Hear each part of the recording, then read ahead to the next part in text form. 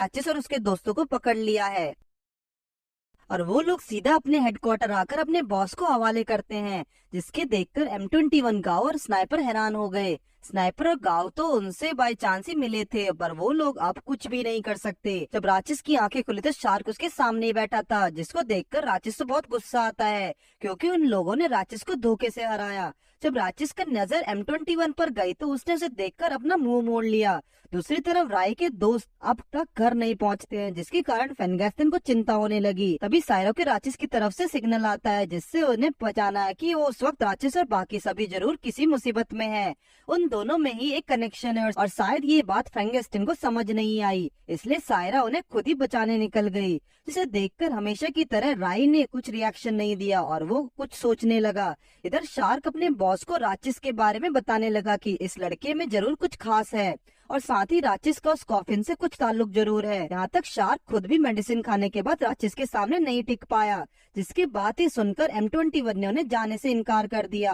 और M21 के मुताबिक अगर वो लोग इन्हें मार भी दें तो उसे कोई फर्क नहीं पड़ता, क्योंकि उसको इन लोगों से कोई रिश्ता नहीं। दरअसल M21 ये सब इन लोगों को बचाने के लिए कर रहा है, ताकि ये लोग इन लोगों को इंसान में इन्वॉल्व ना करे। तभी शार्क ने एक चाकू राचेस की गर्दन पर रखा, लेकिन इससे भी M21 को कोई फर्क नहीं पड़ता, जो देखकर अब शार्क चिढ़ने लगा और उसे ये फालतू की नाटक ना करने को कहा। साथ ही यहाँ पर राचेस भी शार्क को चिढ़ाने लगा कि शार्क जैसे बेकार म्यूटेटेड ह्यूमंस उसका कुछ नहीं बिगाड़ सकते। जो सुनते ही शार्क उसको पीटने लगा और तभी शिबो और मानव भी जाग गए। शार्क उन्हें भी पीटने लगा, लेकिन तभी स्नाइपर आकर उन्हें बचा लेता है।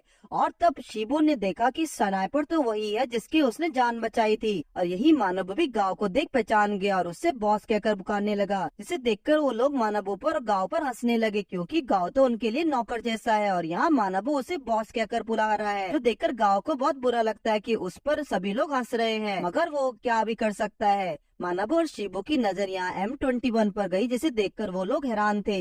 इधर सायरा को भी राचेस को सिग्नल मिल गया और वो उसके पीछे जाने लगी, लेकिन साथ ही यहाँ उसके पीछे राय और फेंगिस्तान में निकल गए। दूसरी तरफ हैमर का खाना खत्म हो गया, जिसके लिए वो खाना लेने चला गया। यहाँ शिम्बो M21 से जानना चाह रहा है कि उन लोगों को यहाँ क्यों लाया गया और उन लोगों की ऐसी क्या गलती है, लेकिन शार्क ये देखकर शिबो को फिर मारता है। सब उसे मना करने लगे, लेकिन इस बार उनका बॉस सबको शार्क को रोकने को मना करता है। जो सुनते शार्क अब सीधा उन्हें खत्म करने के लिए आगे बढ़ा। इधर राचेस डिवाइस को तोड़ने की कोशिश करने लगा, लेकिन ये डिवाइस खासकर नोबल्स को पकड़ने के लिए ही बना रहा है, इसलिए वो कुछ भी नहीं कर सकता। दूसरी तरफ हैमर ने हेडक्वार्टर में एक लड़की को एंटर होते देखा और समझ गया कि ये राचेस की साथी है। हैमर ने अपने हाथों में बॉम्ब एक्टिवेट करके सायरा पर फेंका, लेकिन सायरा को यहाँ इन छोटे मोटे अटैक से कुछ होने वाला नहीं और उसने उल्टा ही हैमर के पेट पर अटैक किया, जो देखकर हैमर उस पर फिर से अटैक करके जाकर छुप गया। यह मानव बहुत ही मुश्किल से आखिरकार शार्क पर एक पंच लैंड करता है, जिसे शार्क की बहुत इंसल्ट है, क्योंकि शार्क को पहले बात किसी आम इंसान ने चोट मचाई। इधर हैमर के बॉम्ब से होने वाली आवाज से लोग समझ गए कि इस बिल्डिंग में जरूर किसी ने एंटर किया है। उनका बॉस ने स्नाइपर को जाकर देखने के लिए कहा। शार्क अपने बॉस से राचेस और बाकियों के बारे में पूछता है कि अब इन लोगों को क्या किया जाए, क्योंकि इन लोगों से M21 को कोई फर्क नहीं पड़ रहा। उनके बॉस ने इनके साथ जो भी करना है वो जिम्मेदारी शार्क पर छोड़ दी, जिसको उनका बॉस बर्दाश्त नहीं कर सकता। शार्क ये सुनकर खुश हो गया और शिबू को गला दबाकर मारने लग गया। इधर मानव भी शार्क के हाथ पर अटैक कर किसी तरह उसे बचाने की कोशिश करता है, लेकिन शार्क उसे छोड़ने को तैयार नहीं। इधर M21 से भी अब ये सब बर्दाश्त नहीं होता और राचेस भी उसे मदद करने के लिए उकसाता है। कम से कम उसे अब तो अपने दोस्तों के खातिर कुछ करना चाहिए।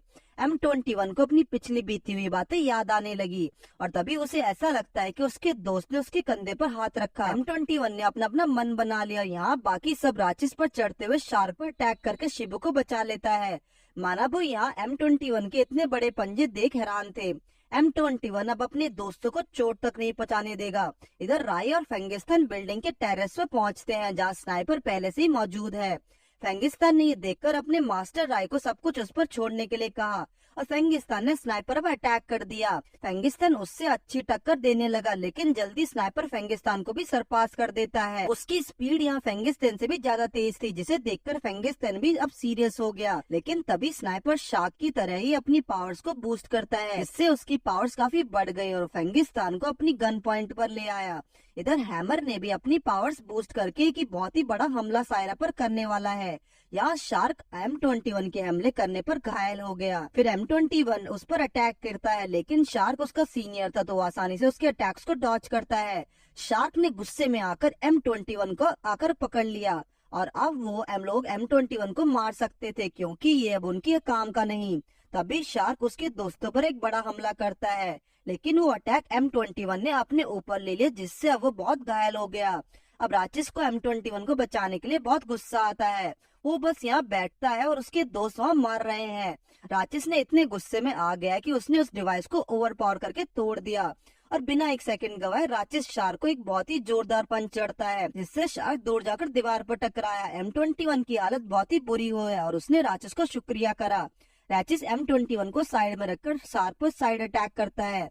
शार्क ने अपनी पावर्स बूस्ट कर ली, लेकिन फिर भी राचिस उससे आसानी से मारने लगा। राचिस शार्क को अपने पावरफुल अटैक से खत्म करने ही वाला होता है, तभी उसका बॉस फाइट में आ गया। उसने भी मेडिसिन खाकर अपनी पावर्स बूस्ट करी और एक मॉन्स्टर में तब्दील हो गया। उसका बॉस आकर शार्क के आसपास अपने हाथ करके उसकी एनर्जी लेने लग गया। यहाँ पर ये पावर बूस्ट उसके मेंबर्स की पावर बढ़ाने के लिए नहीं, बल्कि उसकी पावर्स को बढ़ाने के लिए है और ये सब कुछ पहले से तय था। जिसके बाद बॉस बहुत ही पावरफुल बन गया और इस बार उसने आसानी से राचिस को हरा दिया।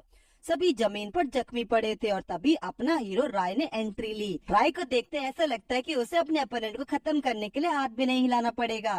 दूसरी तरफ स्नाइपर ने फेंगिस्तान को अभी भी अपने गन पॉइंट पर रखा हुआ है। फेंगिस्तान भले ही स्नाइपर ज्यादा ताकतवर है, लेकिन अगर स्नाइपर को उसके हमले लगेंगे ही नहीं तो वो अटैक किस काम के। जिस बात पर फेंगिस्तान उसे अपनी असली पावर इस्तेमाल करने का सोचता है, लेकिन यहाँ पर वो किसी बात पर हिचकने लगा। स्नाइपर यहाँ फेंगिस्तान को जल्दी खत्म करना चाहता है क्योंकि उसे उस लड़के को भी खत्म करना है जो फेंगिस्तान के साथ आया है। जो सुनते ही फेंगिस्तान को झटका लगा और उसके अंदर अचानक से ही बहुत सारी डार्क पावर्स आने लगी और ये देखकर स्नाइपर सच में डर गया और अब जरा बोल के दिखाए कि वो उसके मास्टर के साथ क्या करेगा। दूसरी तरफ राय के सभी साथी उसे देखकर हैरान थे और उससे पूछने लगी कि यहाँ आखिर क्या चल रहा है। तभी ग्रांट्स यानी उसका बॉस राय को कुछ कहता है, लेकिन वो और गाओ नीचे गिर जाते हैं। राय के सामने उसे बोलने की इजाजत नहीं, वो लोग हिल भी नहीं सकते क्योंकि यहाँ राय का माइंड कंट्रोल पावर है, जिससे सामने ग्रांट्स तक जैसे लोगों को भी झुकना पड़ा। इधर सायरा भी हैमर से फाइट कर रही है, लेकिन वो तो जैसे हैमर के साथ खेल ही रही हो। अब उसने अपना वेपन निकाला जिसका नाम डेथ स्काइप है। उसे अपने वेपन्स को एक ही अटैक से हैमर को मार दिया, लेकिन असली फाइट तो यहाँ स्नाइपर और फेंगिस्तान के बीच होने वाली है। फेंगिस्तान ने यहाँ अपने मास्टर यानी राय को ऑर्डर्स को सिर्फ स्नाइपर की वजह से तोड़ा, तो अब स्नाइपर को इसकी सजा जरूर मिलेगी। फेंगिस्तान अब यहाँ अपनी डार्क पावर्स को इस्तेमाल करने लगा। उसकी स्पीड स्नाइपर से 10 टाइम्स ज्यादा हो गई। फेंगिस्तान अपने एक बड़े से हमले से स्नाइपर को मारने वाला था कि तभी स्नाइपर को अपनी छोटी बहन की याद आती और उसने अपनी गन से उन सबको अटैक को कैंसिल कर दिया, जिसे देखकर फेंगिस्तान खुश हो गया। स्नाइपर अपनी गन से अटैक करने लगा, लेकिन फेंगिस्तान को गोली लगकर जमीन पर गिर जाती है। फेंगिस्तान ने स्नाइपर पर फिर से एक बड़ा हमला किया, जिससे स्नाइपर को बहुत चोट आई, मगर वो एकदम से फेंगिस्तान पर गोली चलाता है, जिससे इस बार फेंगिस्तान को थोड़ी चोट लगी और उसे खून निकलने लगा। फेंगिस्तान ने जब स्नाइपर के अंदर जब हार न मानने वाला जुनून देखा तो उसको उसमें इंटरेस्ट आ गया। इधर ग्रैंड्स किसी तरह उठ खड़ा हुआ और राय पर अपनी स्पीड से अटैक करता है। उसके अटैक्स इतने पावरफुल थे कि आसपास की सभी चीजें टूटने फूटने लगी। राय ने यहाँ बैड ग्रैंड्स को हाथ ही लगाए, लेकिन यहाँ उसके हाथ जकड़ गए और वो बिल्कुल भी नहीं हिल सकता था। राय ने उसे अपने सामने से दफा होने को कहा और उसकी ये कहते ही ग्रांड सीधे से आकर दीवारों पर टकराता है, जो देखकर ग्रांड्स गांव को अपनी पावर्स ये उसे देने के लिए कहता है और गांव ने भी उसके लिए हाँ कर दिया, माना वो राय से गांव को बचाने के कहता है। दूसरी तरफ फेंगिस्तान जानना चाह रहा है कि ऐसा क्या है जो स्नाइपर को हार न मानने पर मजबूर कर रहा है।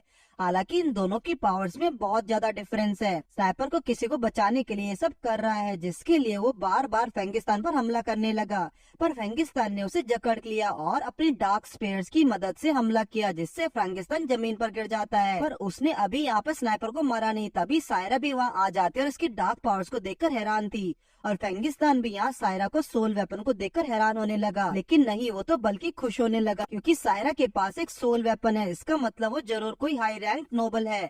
सायरा जानना चाहती है कि फेंगिस्तान स्नाइपर को मारेगा या नहीं। यहाँ पर स्नाइपर सायरा को देखकर पहचान गया क्योंकि जब सिम्बू ने उसकी जान बचाई तो सायरा भी उसके साथ ही थी। उसने माफी मांगी कि उसने इन सबको उन लोगों को इन्वॉल्व किया। उसकी आखिरी विश है कि वो लड़का जो सायरा के साथ था वो नीचे बेसमेंट में ही स्नाइपर चाहता था कि वो उसे माफ कर दे क्योंकि उसे स्नाइपर की वजह से काफी कुछ झेलना पड़ा।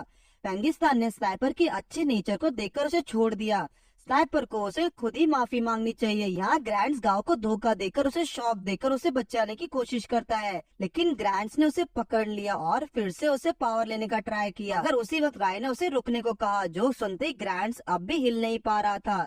राय के दोस्तों को उसको थैंक्स कहने की कोई जरूरत नहीं, दोस्ती में तो नो थैंक्स नो सॉरी। इसके बाद राय जाकर ग्रैंड्स में फर्स्ट टाइम अपनी पावर्स इस्तेमाल करता है, जिससे आसपास बहुत सारा खून उड़ने लगा। यहाँ ब्लड को मैनिपुलेट करने लगा। राक्षस ये देखकर हैरान है क्योंकि इस टेक्निक को सिर्फ वही लोग इस्तेमाल कर सकते हैं जो टॉप लेवल के नोबलीज है। यहाँ इस अटैक का नाम है ब्लड फील्ड और राय ने इस अटैक को ग्रैंड्स के ऊपर किया, जिससे ग्रैंड्स हवा में ही हमेशा हमेशा के लिए गायब हो गया। इसके बाद हॉस्पिटल का सीन दिखाया जाता है जहाँ स्नाइपर और M21 सोए पड़े हैं। यहाँ उन लोगों का ट्रीटमेंट चल रहा है।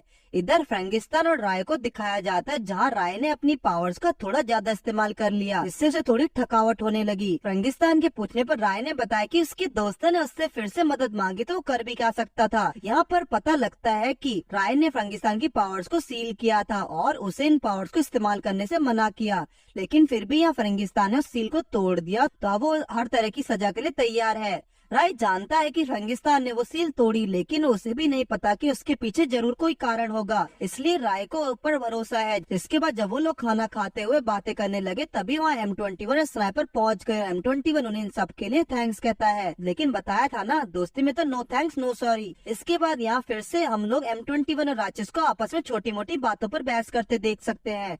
M21 अकेला खड़ा होकर खुद को के बारे में सोचने लगा कि उसकी पावर्स किस काम की जब वो अपने ही लोगों की मदद ना कर सके। तभी राय पीछे से आकर M21 को बताता कि वो कोई कमजोर नहीं। राय M21 के अंदर से बहुत पावरफुल एनर्जी महसूस कर सकता है। उसने M21 से पूछा कि क्या वो इसे टेस्ट करना चाहेगा।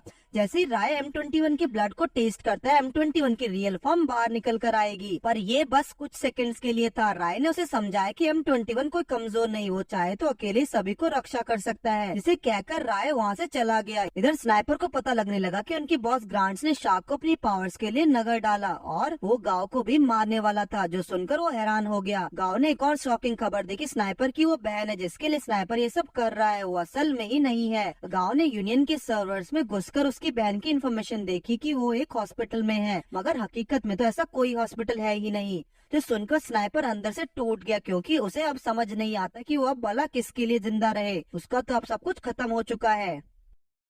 गांव ने भी इस वक्त अपनी इन्फॉर्मेशन चेंज कर दी और अपने आप को डेड बता दिया यूनियन के अंदर। वो लोग अब बाकियों के ऊपर और भी बोझ नहीं बनना चाहते, इसलिए उन लोगों ने यहाँ से जाने का फैसला किया। गांव ने M21 के बारे में यूनियन को डेटाबेस से इन्फॉर्मेशन निकाली, लेकिन उससे M21 और नहीं उसके किसी साथी के बारे में पता चला। M21 चाहता था कि जैसे फ्रैंगिस्तान ने उसे जगह दी है घर के अंदर, उसी तरह से वो लोग इन लोगों को भी जगह दे सके और वो ताकि वहाँ पे रह सके। लेकिन ये घर अब M21 का भी तो है, तो वो खुद भी ये फैसला कर सकता है कि इस घर में किसको रखना है और किसको नहीं। M21 गांव और स्नाइपर को अपने साथ ही घर में रहने को कहता है। शिम्बो यहाँ अपनी नॉर्मल लाइफ जी रहा था और अभी भी उन लोगों की मेमोरी उनके साथ है। अगले दिन स्कूल में गांव और स्नाइपर ने भी बॉडीगार्ड की जॉब ले ली। शिम्बो को यहाँ थोड़ा अकेलापन लगने लगा क्योंकि उसके पास कोई गर्लफ्रेंड नहीं होती और वो मानबो से हेल्प मांगता है गर्लफ्रेंड बनाने के लिए। यहाँ पर पता लगता है कि शिम्बो को सायरा पसंद है, जिसके बाद M21 गांव और स्नाइपर के पास जाकर शिम्बो को गर्लफ्रेंड बनाने के लिए मदद मांगने लगा। लेकिन वो लोग ये सुनते ही भागने लगे, पर वो लोग उनसे फिर भी रिक्वेस्ट करते हैं मदद करने के लिए। तभी राय वहाँ पहुंचा और यहाँ राय की भी सेम रिक्वेस्ट थी। राय के कहने पर वो लोग उसे सिखाने की कोशिश करने लगे, लेकिन वो बहुत ही कोशिशों के बाद वो भी नहीं सीख पाता। इसके बाद वो लोग रैचिस के पास गए, लेकिन यहाँ पर आकर रैचिस मदद करने के लिए बजाय M21 से फाइट करने लगा। पर जब राय ने कहा कि रैचिस ने बात मान ली, वो सभी मिलकर शिम्बू को लव लेटर लिखाना शुरू करते हैं, लेकिन शिम्बू लेटर को नहीं लिख पाता और लेटर वहाँ से फेंक देता है। और गांव ने उन्हें एक आइडिया दिया कि क्यों ना वो लोग शिम्बू को एक स्पोर्ट्स खिलाएं और उससे वहाँ कूल दिखाया जाए। इसके बाद लोगों ने फैसला किया कि बास्केटबॉल खेलेंगे। बास्केटबॉल खेलते समय उनका आज बहुत ही इंटेंस हो गया और सभी लोग वहाँ अपने आप को कूल दिखाने लगे। और जब आखिर में शिम्बू अपने आप को कूल दिखाने की कोशिश करने लगा राय की हेल्प से, तभी वहाँ स्नाइपर आ गया, जिसके कारण शिम्बू कुछ नहीं कर पाता, जो देखकर वो बैठकर रोने लगा कि उससे यहाँ कुछ नहीं हो पाएगा। तभी वहाँ सायरा आ गई, जिसको शिम्बू को फेंका हुआ लव लेटर मिलता है। उसके लिए नेचुरल है कि शिम्बू उससे प्यार करने लगा। सायरा चाहते कि शिम्बू जैसा ही है वैसे उसे आकर बात करनी चाहिए, ना कि किसी लव लेटर किसी और तरीके से अपने प्यार को दिखाना चाहिए। सायरा ने शिम्बू और मनाबो को फ्रैंगिस्तान के घर पर इनवाइट किया, जब वो लोग वहाँ पहुंचे तब फेंगिस्तानी ने बताया कि उन्हें अब शिम्बू और मानवों की मेमोरी को इरेज करना होगा, लेकिन वो लोग इससे मना करने लगे। राय ने समझाया कि उनकी यादों से सब कुछ इरेज नहीं होगा, बस जो खतरनाक मेमोरीज है जिसमें उन लोगों ने सभी की पावर्स देखी वो इरेज हो जाएंगी और बाकी सब उनके साथ बीती हुई चीजें उन्हें याद रहेंगी। उन लोगों ने राय की इस बात पर एग्री किया, जिसके बाद राय ने अगले दिन उनकी मेमोरी इरेज कर दी। अगले दिन सिम्बू और मानबू सब कुछ भूल चुके थे और अपनी नॉर्मल लाइफ जीने लगे। अगले दिन एक नया कैरेक्टर दिखाया गया जहाँ वो स्कूल के गेट पर एंटर करने लगा और सब लोग उसे रोकते हैं। तभी वहाँ रैचिस और साइरा आकर उसके सामने झुक गए और वो आदमी उनसे पूछता है कि वो लोग यहाँ ह्यूमंस के साथ क्या कर रहे थे। तभी उन्हें पता लगता है कि ये आदमी इनके क्लैन का लीडर है। फेंगिस्तान भी वहाँ पहुंचा और वो आदमी फेंगिस्तान को पहचानता था और फेंगिस्तान भी उसे। इसका नाम है गैगटोल। इसके बाद उस जगह को दिखाया गया जहाँ से गैगटोल आया था। यहाँ पर उनके साथी रैचेस और सायरा के बारे में डिस्कस कर रहे थे, क्योंकि उन लोगों को कॉफिन के बारे में इन्फॉर्मेशन कलेक्ट करने के लिए भेजा गया था, लेकिन उनका अब तक कोई रिप्लाई नहीं आया। इसलिए उन लोगों को अब जजतुल को बताना होगा।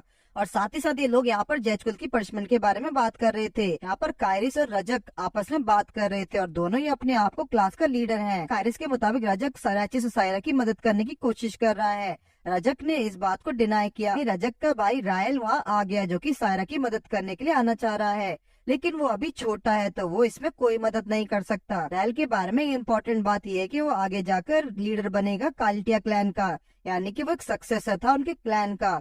फेंगिस्तान इधर गैगटुल के राय के पास लेकर पहुंचता है, जहां गैगटुल ने उसे समझाया कि लोकेडिनिया की सिचुएशन क्या है। लोकेडिनिया वो जगह थी जहां अभी सभी के सभी नोबल्स रहते हैं। जहाँ लोकेडिनिया का लॉर्ड अब चेंज ही हो चुका है। वहाँ की न्यू लॉर्ड राकेशिया राय को बहुत समय से ढूंढ रहा है और चाहते कि तुम वापस आ जाओ। जब राय एटर्नल स्लीप में गया था तब तुरंत बाद उन लोगों को फॉर्मर लॉर्ड नहीं एटर्नल स्लीप में चले गए और सभी नोबल्स के लिए एटर्नल स्लीप का मतलब है डेथ। साथ ही वो फॉर्मर लीडर अपनी मर्जी से नहीं गए बल्कि उन्हें भेजा गया था, जिसके कारण लोकेडिनिया की सिचुएशन अब काफी चेंज हो गई।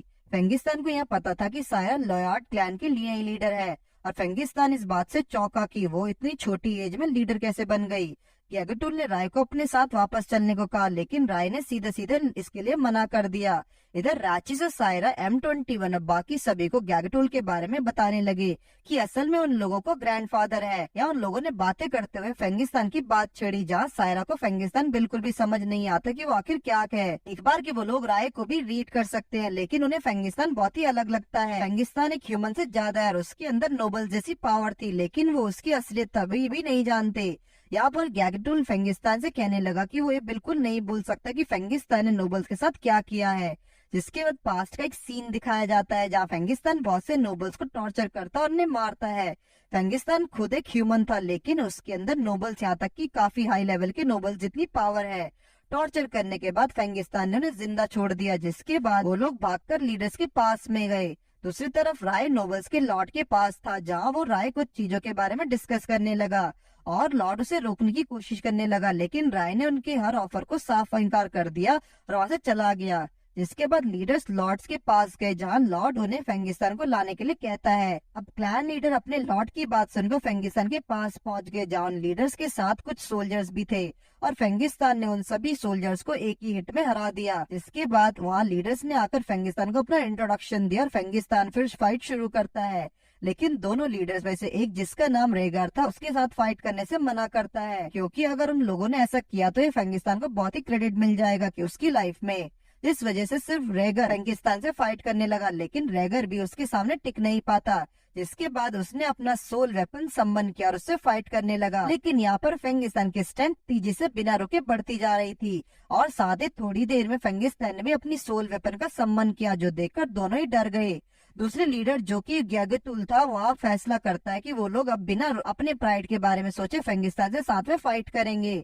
और यहाँ इसी फाइट के दौरान फेंगिस्तान ने अपने ऊपर से काबू खो दिया और इसी घमासान युद्ध में उसे चोट लग गई और वो एक मेंशन के अंदर भाग जाता है। उसे लगा कि मेंशन के अंदर कोई नहीं होगा, लेकिन अंदर राई खड़ा था और वो बताने लगा कि उसे एक नए सर्वेंट के तौर पर हायर किया गया है, लेकिन असल में तो राय इस कैसल का मास्टर था। तभी फेंगिस्तान का पीछा करते हुए दोनों लीडर्स वहाँ पहुंच गए। राय को बताया कि लॉर्ड को ये आदमी चाहिए, लेकिन राय ने फेंगिस्तान को उनके हवाले करने से मना कर दिया और उन लोगों को एक ताजा खबर ही दी कि आज से फेंगिस्तान उसका सर्वेंट है। राय ने यहाँ अपने मैजिक से फेंगिस्तान के कपड़े भी चेंज कर दिए और अब राय ने यहाँ अपना ऑर्डर दे दिया और उसके ऑर्डर्स के आगे कोई नहीं बोल सकता, जिस वजह से क्लैन के लीडर ने उसकी बात मान ली।